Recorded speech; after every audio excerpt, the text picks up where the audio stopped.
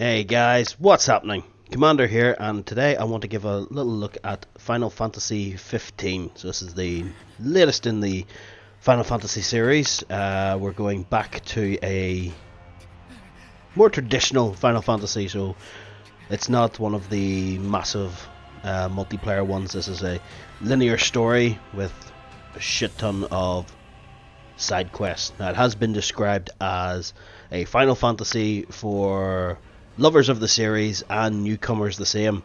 So that really intrigued me, and I wanted to jump straight back in and give it a go. This will be the first Final Fantasy game that I'll have played since 10.2. Yeah, 10.2 was the last one I played. I did have a friend who bought 13, and he struggled with it, would be the best way of putting it. He didn't really enjoy his time with it. I think at one point he said he was 10 hours in and was still part of like a tutorial. It was still trying to teach him new things rather than giving him the world and going to explore and find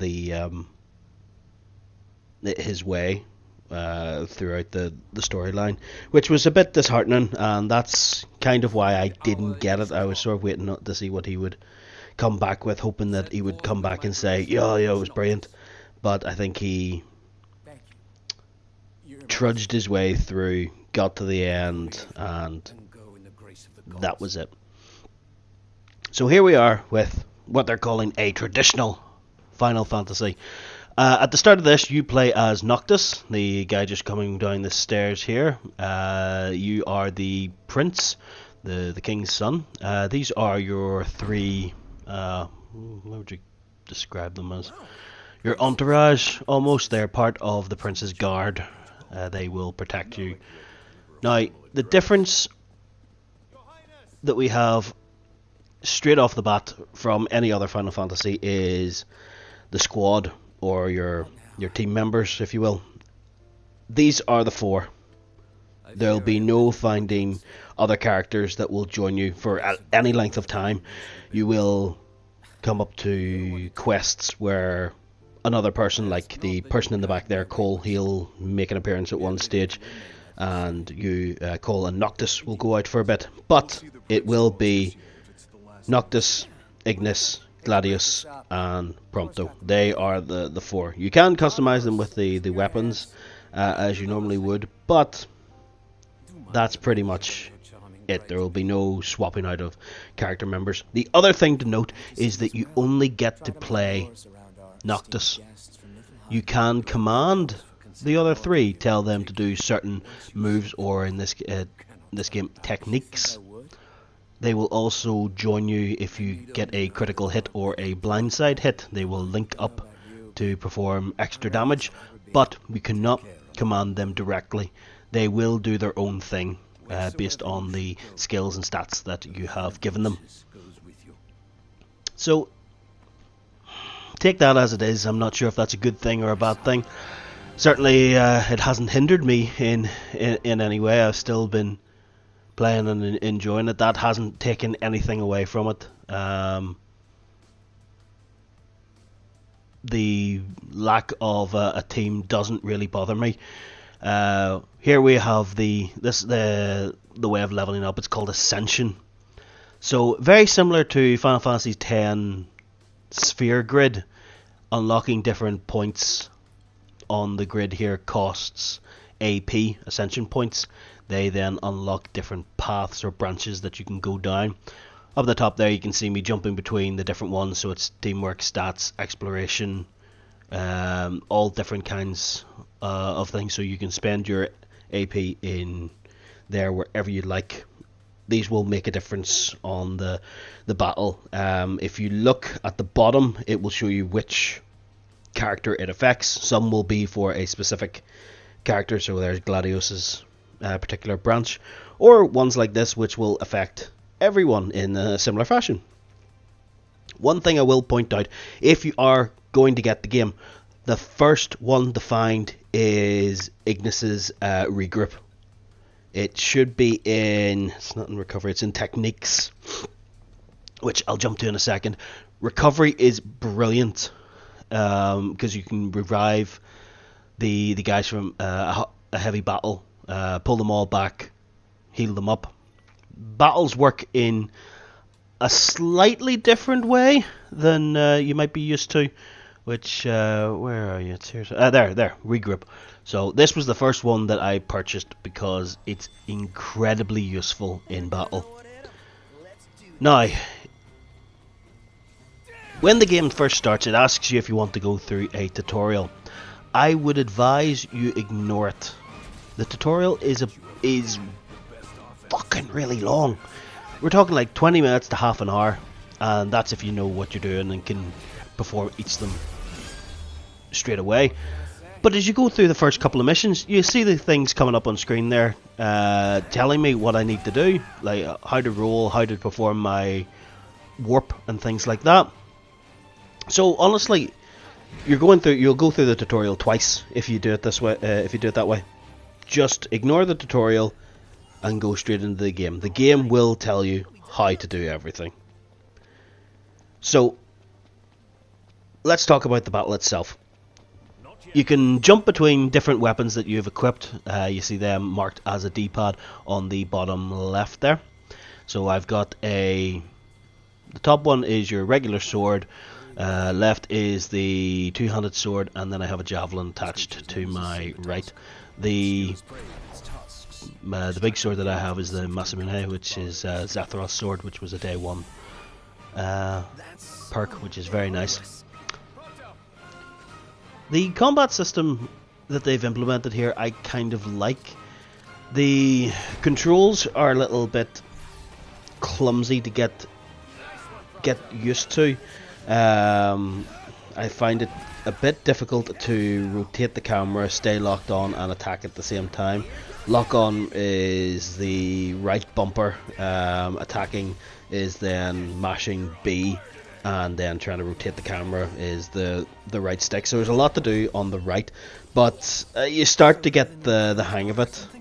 The combat is quite easy compared to other games. I've found that I can sort of bumble my way through quite long battles, and I've never really had too much of a problem. The way that health works in the game, so I've got the health bar down at my bottom right there. As I start to take damage, the health bar will fall as you would normally expect in the game, but instead of going dark as in it's been used or depleted, it goes grey. This is the grey bar. It still leads you up to your maximum HP. When your HP drains and the bar is completely grey, you enter like a struggle mode where your max HP will then start to go down. Now your max HP will not recover by the use of potions and things like that. It will if you use the higher ones like elixirs, but normally the HP won't go above its max. So if you go further, fucking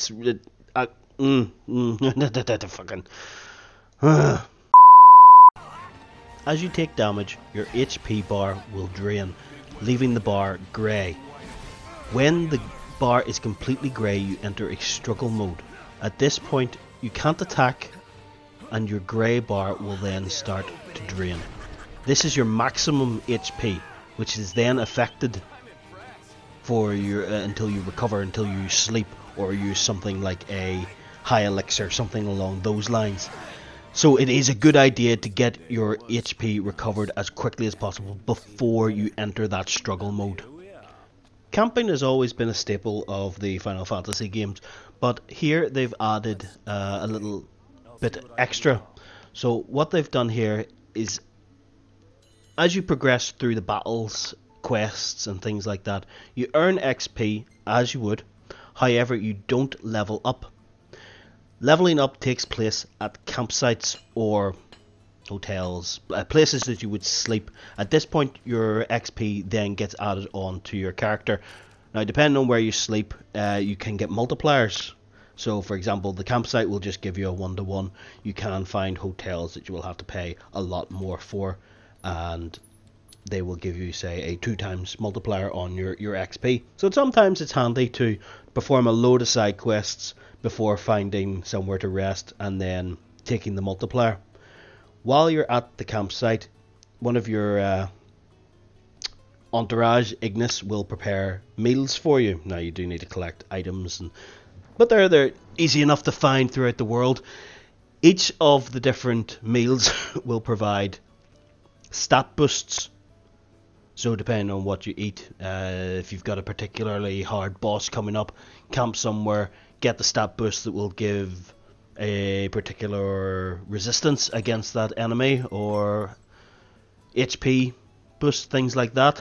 As you progress through the game, you'll find other restaurants and things like that where Ignis can learn more and more recipes. So he'll keep you fed, and you just have to make sure you've got all the ingredients. So here we go. With the that's the stat boost being added, and then we'll go into the addition of the XP that I've accumulated so far. So there you see, we just bounce up, and for each level that each of the guys go up, I get more AP that I can use for abilities. Another little bit here is Prompto. He keeps taking pictures throughout the game, mostly when you're in battle and things like that. So a nice little thing to have, I guess. I've saved a few half decent ones. I think it's a nice little touch. It doesn't take anything away from the game, although you kind of do wonder what the fuck he's doing back there while you're fighting. He's just snapping pictures. But like I say, no harm in it, and it is coming from it is a Japanese RPG at heart, so they are big on their photography and things like that. So you can kind of forgive it.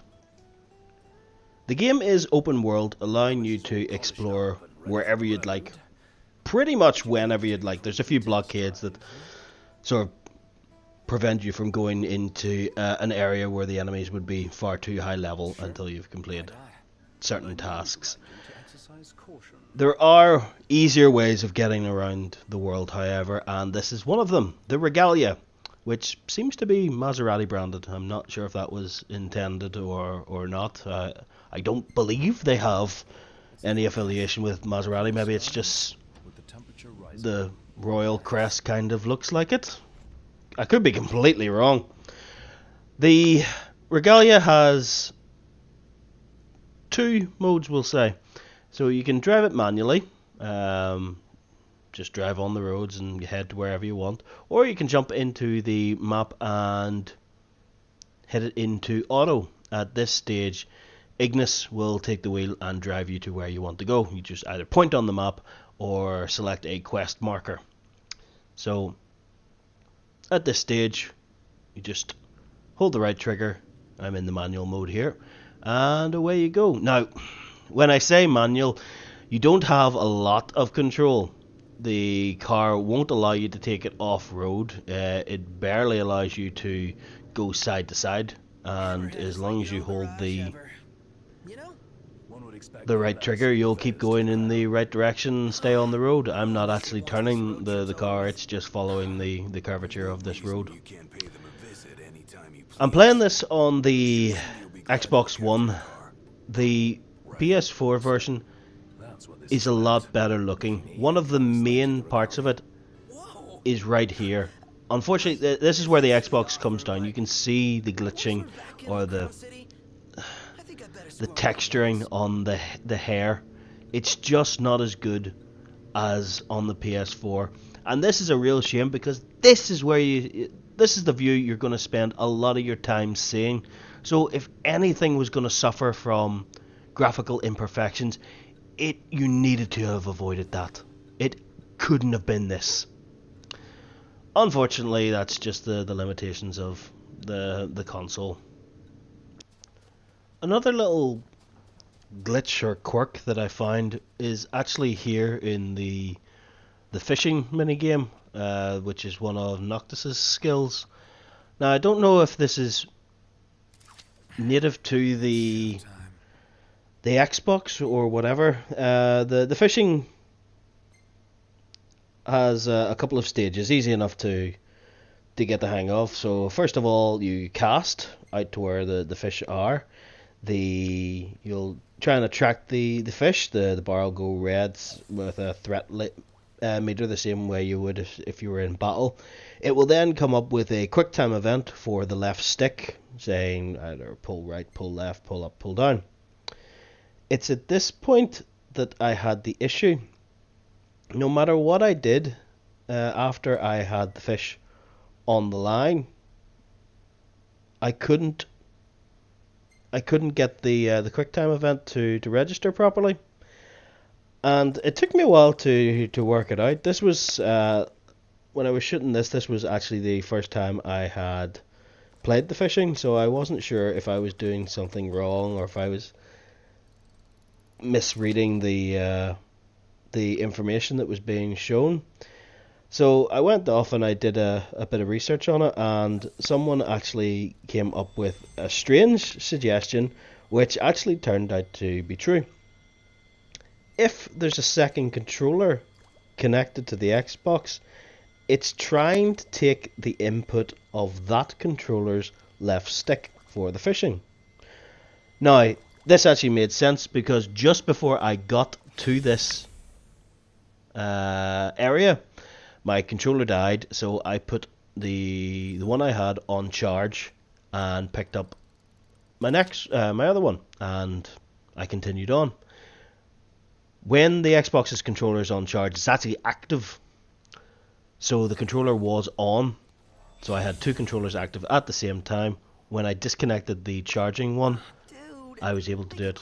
I was able to perform the fishing without any issues. A very strange little glitch, but in case anyone sort of comes up against it, that's how you get around it. The final thing I want to talk about is the story.